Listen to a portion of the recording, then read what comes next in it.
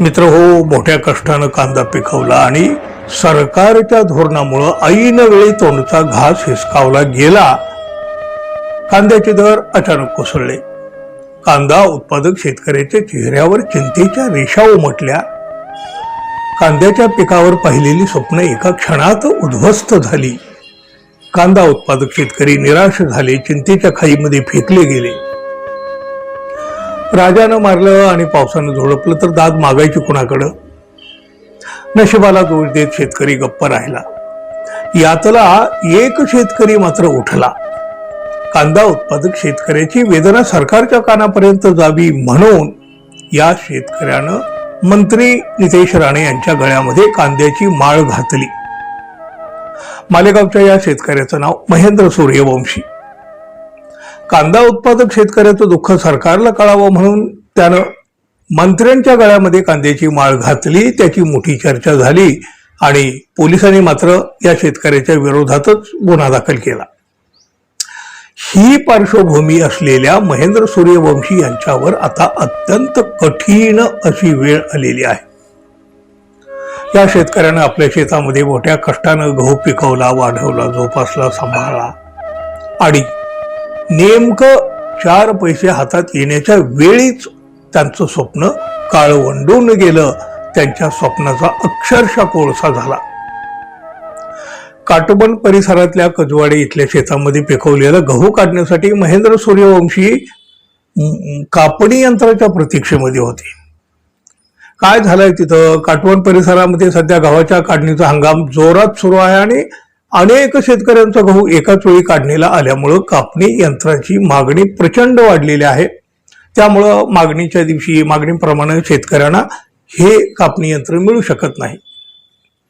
महेंद्र सूर्यवंशी हे शेतकरी देखील गेल्या 15 दिवसापासून आज मशीन येईल, उद्या मशीन येईल या आशेवर राहिला. अखेर कापणी यंत्र आलंच नाही, पण एक संकट मात्र त्यांच्यावर आलं. महेंद्र यांच्या शेतातच महावितरणचं विजेचं ट्रान्सफॉर्मर आहे. भर दुपारी सुटलेल्या जोरदार वाऱ्यामुळे विजेच्या ताराचे एकमेकाशी घर्षण झालं आणि ट्रान्सफॉर्मरमध्ये मोठं स्पार्किंग झालं. गव्हाचं उभं पीक पूर्णपणे वाळलेलं असल्यामुळे ट्रान्सफॉर्मर मधून पडलेल्या ठिणगीने क्षणार्धात पेट घेतला. वाऱ्याच्या वेगामुळे आगीने रौद्ररूप धारण केलं आणि अवघ्या काही मिनिटात ही आग संपूर्ण शेतभर पसरली आणि त्यात सोन्यासारखा गहू बेचिराग झाला नव्हे, त्याच्या सोनेरी स्वप्नांचा कोळसा झाला. गव्हाच्या पिकाला आग लागल्यानंतर आगीचे लोळ आकाशात उसळले. हे दृश्य पाहून आजूबाजूच्या शेतकऱ्यांनी धाव घेतली. जमलेल्या लोकांनी शर्थीचे प्रयत्न करून आग आटोक्यात आणली.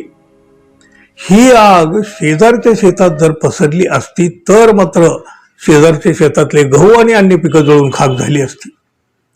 सुदैवानं या शेतकऱ्यांनी दाखवलेल्या प्रसंगावधानामुळे मोठा अनर्थ टळला.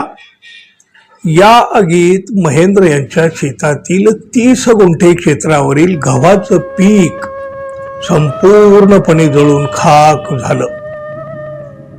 शेतकऱ्यांचं दुःख सरकारच्या कानापर्यंत जावं यासाठी मंत्र्यांच्या गळ्यामध्ये कांद्याची माळ घालणाऱ्या या शेतकऱ्यांचं दुःख अखेर त्याचीच होरपळ करून गेलं.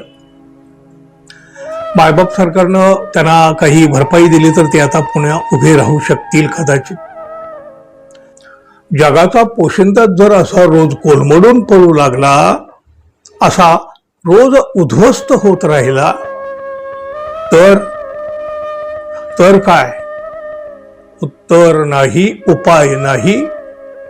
बळीराजाचे अच्छे दिन येणार आहे ते तरी कधी? कोण सांगणार? काय म्हणाल मित्रांनो, तुम्ही जरूर सांगा.